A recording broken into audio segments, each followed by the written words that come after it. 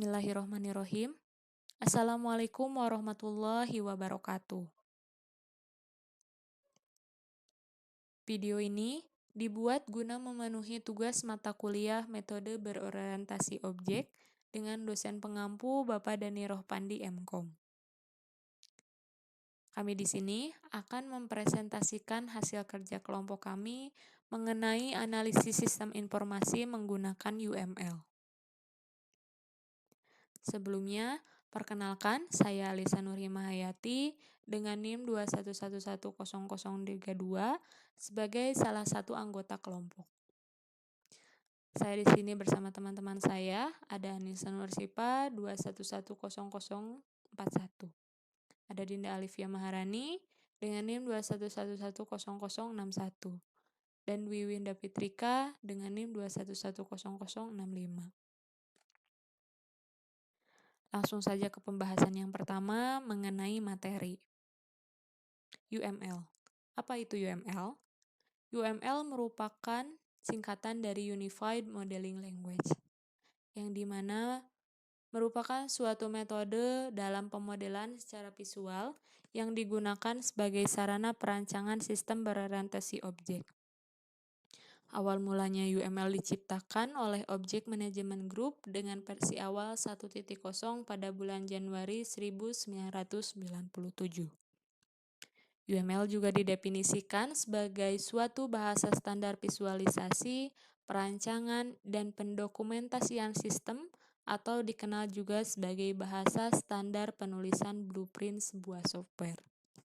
Seperti yang ditugaskan, kami akan membahas 3 diagram dalam UML. Yang pertama ada use case.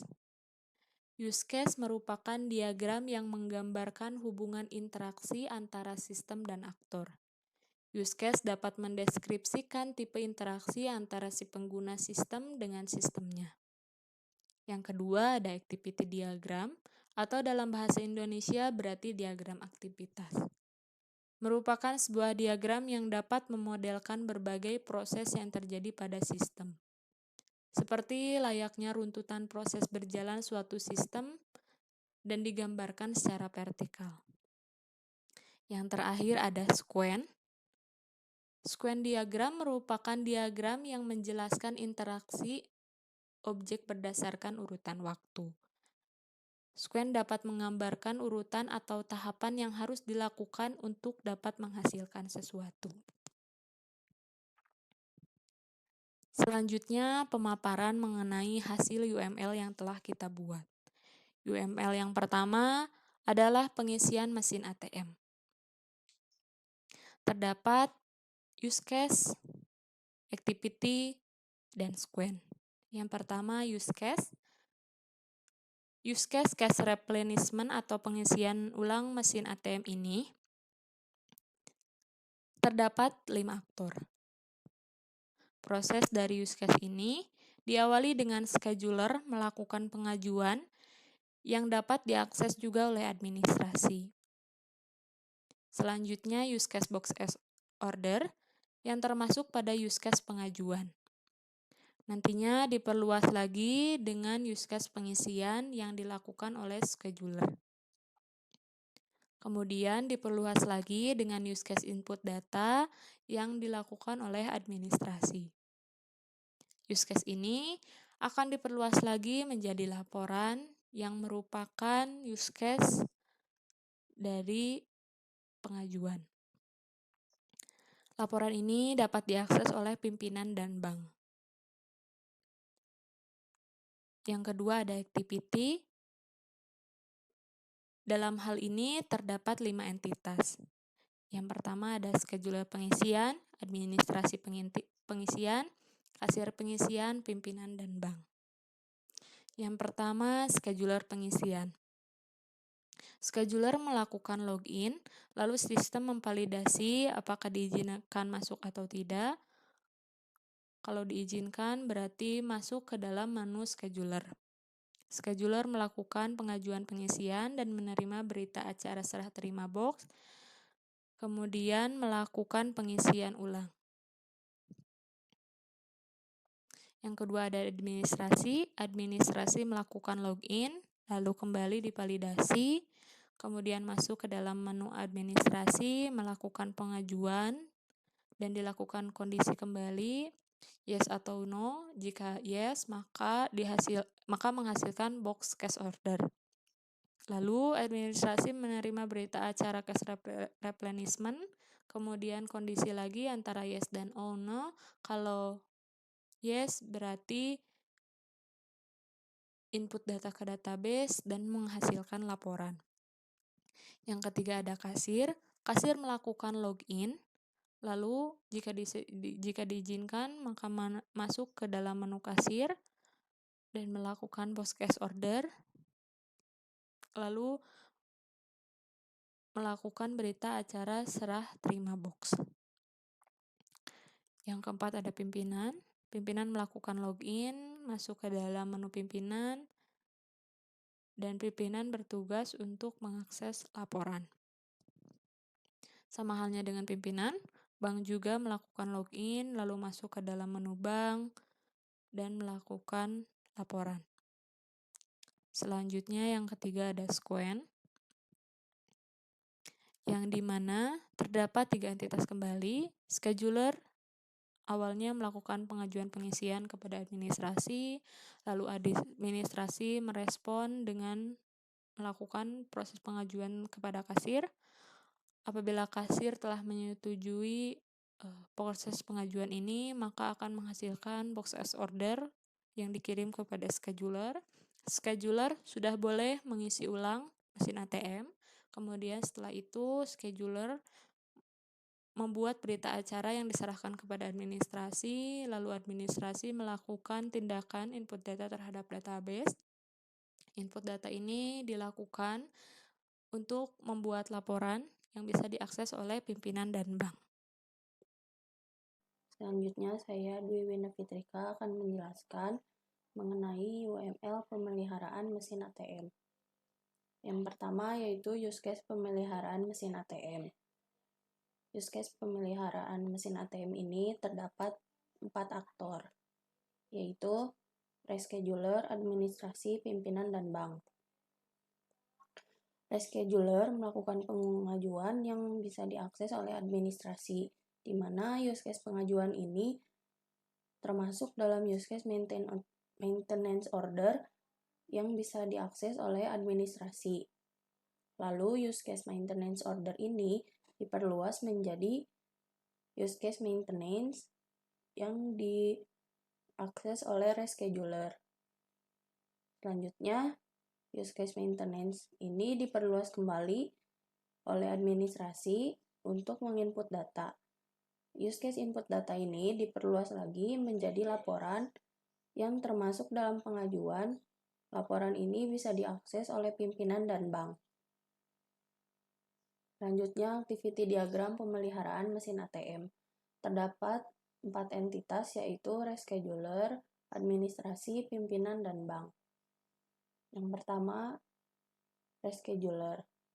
Rescheduler melakukan login, lalu ke halaman utama, melakukan pengajuan pemeliharaan mesin ATM, dan maintenance order, lalu melakukan maintenance. Selanjutnya, administrasi melakukan login, lalu masuk ke menu utama, menerima pengajuan pemeliharaan, dan membuat berita acara maintenance. Setelah disetujui melakukan pengajuan pemeliharaan, maka ada maintenance order. Selanjutnya di berita acara maintenance setelah disetujui, data diinput ke dalam database dan dibuatkan menjadi laporan. Selanjutnya, activity diagram pimpinan, yaitu melakukan login, masuk ke menu utama pimpinan, dan bisa mengakses laporan. Begitu pula dengan bank. Sama, yaitu melakukan login, masuk ke menu utama, dan mengakses laporan. Kedua entitas ini, pimpinan dan bank, bisa mengakses laporan yang telah dibuat oleh administrasi. Selanjutnya, sequence diagram pemeliharaan mesin ATM. terdapat 4 entitas, yaitu rescheduler, administrasi, pimpinan, dan bank. Pertama, divisi rescheduler melakukan pengajuan pemeliharaan kepada divisi administrasi. Setelah direspon, administrasi melakukan perintah untuk maintenance order, sehingga divisi rescheduler bisa melakukan maintenance dan dibuatkan berita acara oleh divisi administrasi. Oleh divisi administrasi di-input data ke dalam database. Setelah data terekam dan menjadi laporan, pimpinan dan bank dapat mengakses laporan. Sekian use case activity diagram dan sequence diagram dari pemeliharaan mesin ATM. Saya Anissa Nursipa dengan NIM 2110041. Saya di sini akan melanjutkan menjelaskan tentang UML pengajuan barang bantuan. UML pengajuan barang bantuan ini ada 3 UML, yaitu use case, activity diagram, dan sequence diagram. Yang pertama itu ada use case pengajuan barang bantuan, di mana use case pengajuan barang bantuan ini terdiri dari 5 aktor. Yang pertama itu ada posko bantuan, petugas dinsos, gudang kabupaten, kepala dinas kabupaten, dan kepala dinas provinsi. Di sini ada posko bantuan mengeluarkan surat bencana yang dapat diakses oleh petugas dinsos. Surat bencana ini berhubungan dengan BAST atau Berita Acara Serah Terima. Berita acara serah terima ini dapat diakses oleh posko bantuan, gudang kabupaten, dan petugas dinsos. BAST ini disebarluaskan menjadi laporan. Laporan ini hanya bisa diakses oleh kepala dinas provinsi, petugas dinsos, dan kepala dinas kabupaten. Lalu yang kedua itu ada activity diagram. Activity diagram pengajuan barang bantuan, di mana activity diagram pengajuan barang bantuan ini terdiri dari 5 entitas, yaitu ada desa, kecamatan, bidang bansos, gudang kabupaten, kepala dinas kabupaten, dan kepala dinas provinsi. Activity diagram ini bentuk untuk pemodelan yang terjadi pada sebuah sistem. Di sini ada activity entitas desa, di mana desa melakukan login, lalu masuk menu utama dan mengeluarkan surat bencana. Lalu ada kecamatan melakukan login, lalu masuk menu utama, lalu menerima surat bencana dan divalidasi atau dicek. Jika tidak sesuai, surat bencana tersebut akan dikembalikan, dan jika sesuai, surat bencana tersebut disetujui dan akan dikeluarkan. Lalu entitas kecamatan ini menerima bantuan, lalu mengeluarkan berita acara serah terima. Dan entitas ini juga memiliki akses untuk melihat berita acara serah terima. Yang ketiga itu ada bidang bansos. Bidang bansos melakukan login, lalu ke menu utama, lalu menerima surat bencana, lalu melakukan pembuatan BAST, lalu mengeluarkan BAST tersebut. Laporan BAST tersebut dijadikan laporan oleh bidang bansos. Yang ketiga itu ada gudang kabupaten. Gudang kabupaten melakukan login lalu ke menu utama,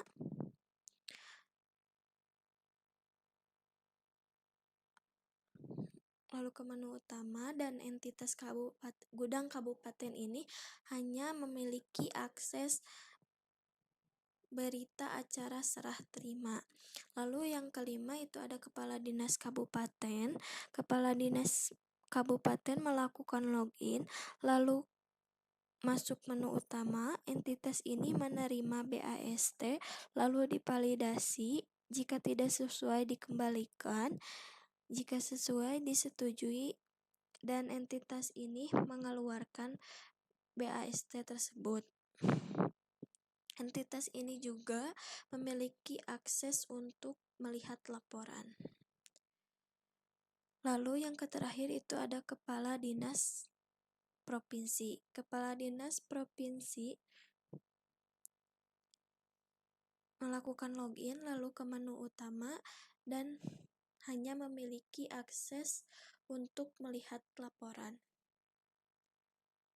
Lalu yang UML yang ketiga itu ada sekuen pengajuan barang bantuan, di mana sekuen pengajuan barang bantuan ini terdiri dari 5 entitas.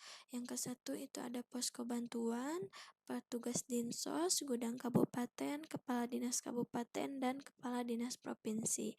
Di mana posko bantuan ini mengeluarkan surat bencana, lalu diterima oleh petugas dinsos. Petugas dinsos mengeluarkan berita acara serah terima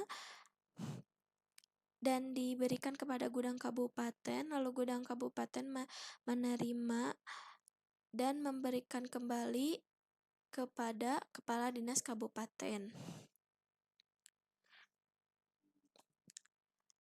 Lalu kepala dinas kabupaten memberikan BAST tersebut kepada posko bantuan. Posko bantuan otomatis menerima bantuan. Lalu laporan BAST tersebut dapat diakses oleh posko bantuan dan kepala dinas kabupaten. Berita acara serah terima dijadikan laporan petugas dinsos yang hanya bisa diakses oleh kepala dinas kabupaten dan kepala dinas provinsi. Penjelasan selanjutnya yaitu UML penerimaan barang bantuan yang akan dijelaskan oleh saya sendiri, Dinda Livia Maharani. Yang pertama yaitu use case penerimaan barang bantuan. Di sebelah kanan terdapat gambar use case penerimaan barang bantuan yang terdiri dari 5 aktor. Yang pertama yaitu kepala dinas provinsi, gudang kabupaten, petugas dinsos, dan kepala dinas kabupaten. Proses dari use case ini yaitu kepala dinas provinsi membuat pemberitahuan kepada petugas dinsos, di mana use case pemberitahuan ini termasuk dalam use case selanjutnya yaitu use case pengambilan. Use case pengambilan ini dapat diakses oleh gudang provinsi dan petugas dinsos. Lalu use case pengambilan ini termasuk dalam use case barang, di mana use case barang ini dapat diakses oleh gudang provinsi, gudang kabupaten, dan petugas dinsos. Lalu setelah itu, use case barang diperluas oleh BAST yang dapat diakses oleh gudang provinsi, petugas dinsos, dan kepala dinas kabupaten.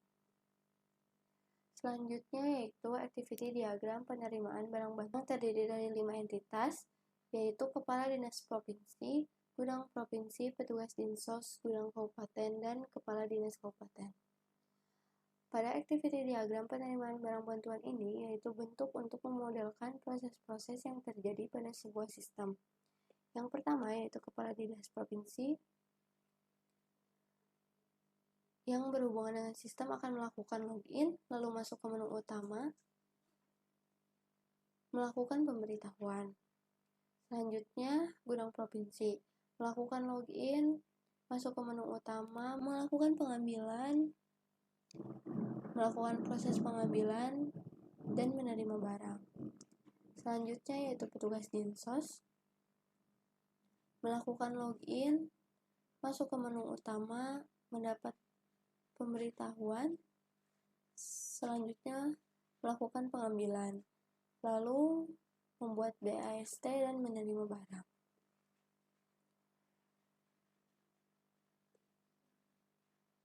Selanjutnya yaitu gudang kabupaten. Melakukan login, masuk ke menu utama, menerima barang, melakukan kondisi pada gudang kabupaten yang jika diterima mendapat barang dan melakukan input data.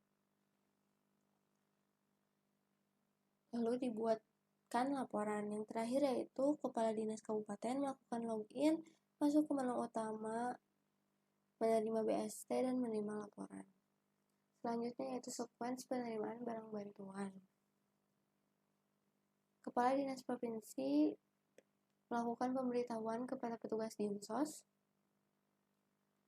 Petugas Dinsos merespon, lalu gudang provinsi membuatkan BAST dan mengirimkan barang ke petugas Dinsos. BAST ini hanya dapat diakses oleh petugas Dinsos dan Kepala Dinas Kabupaten. Lalu, setelah menerima BAST dan barang, petugas Dinsos mengirimkan barang kepada gudang kabupaten. Gudang kabupaten menerima barang dan melakukan input data ke database. Rekam data ini menjadi laporan yang hanya dapat diakses oleh Kepala Dinas Kabupaten.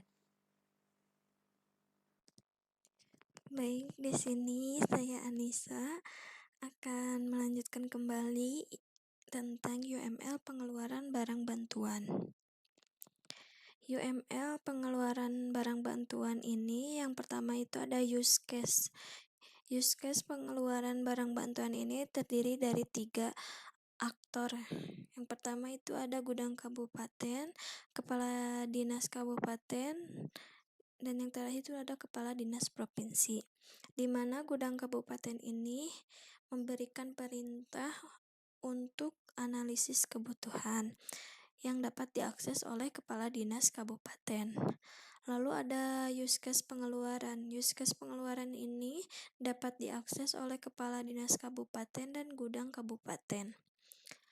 Lalu use case pengeluaran ini disebarluaskan menjadi use case bukti.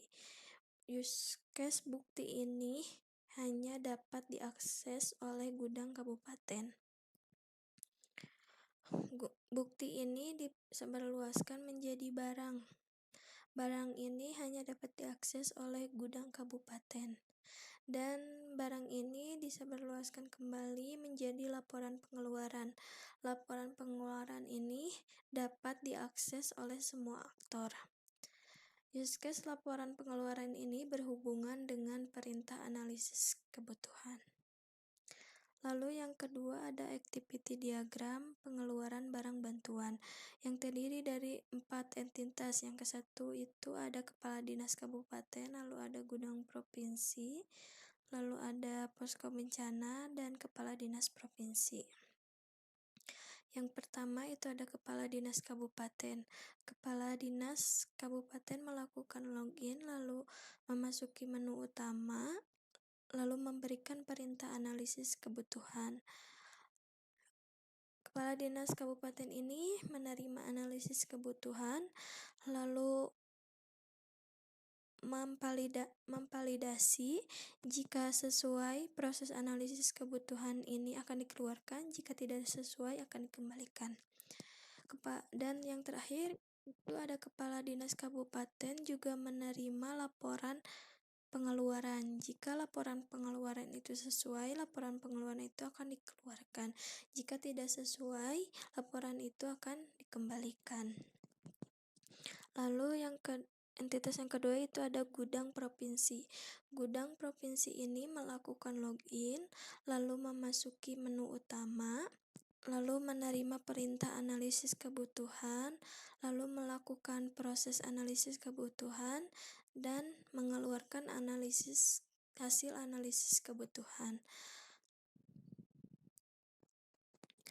Lalu gudang provinsi ini menerima pengeluaran lalu mengeluarkan bukti pengeluaran. Yang ketiga itu ada Proses barang. Gudang provinsi ini memproses barang, lalu mengeluarkan barang, memberi barang, lalu barang tersebut diinput dan menjadi laporan pengeluaran. Laporan pengeluaran tersebut akan dikeluarkan. Lalu yang terakhir, gudang provinsi tersebut memiliki akses untuk melihat laporan pengeluaran. Yang ketiga itu ada posko bencana. Posko bencana melakukan login, dan entitas posko bencana ini hanya memiliki akses untuk melihat bukti pengeluaran. Dan yang terakhir ada kepala dinas provinsi. Kepala dinas provinsi ini juga hanya memiliki akses untuk melihat laporan pengeluaran. Lalu yang ketiga itu ada sekuen diagram, sekuen pengeluaran barang bantuan, yang terdiri dari 4 entitas, yaitu gudang kabupaten, kepala dinas kabupaten, posko bencana, dan kepala dinas provinsi, di mana kepala dinas kabupaten memberikan perintah analisis kebutuhan kepada gudang kabupaten, lalu gudang kabupaten menerima perintah tersebut dan lalu gudang kabupaten memberikan hasil analisis kebutuhan tersebut kepada kepala dinas kabupaten. Lalu kepala dinas kabupaten memberikan pengeluaran barang kepada gudang kabupaten. Gudang kabupaten berikan akses untuk posko bencana untuk melihat akses bukti pengeluaran barang. Lalu gudang kabupaten menginput pengeluaran barang tersebut kepada database. Lalu database merekam data pengeluaran tersebut. Data pengeluaran tersebut dibuat laporan, dan laporan tersebut hanya bisa diakses oleh kepala dinas provinsi dan kepala dinas kabupaten. Sekian presentasi dari kami. Mohon maaf apabila dalam pemaparan terdapat kesalahan. Terima kasih. Wassalamualaikum warahmatullahi wabarakatuh.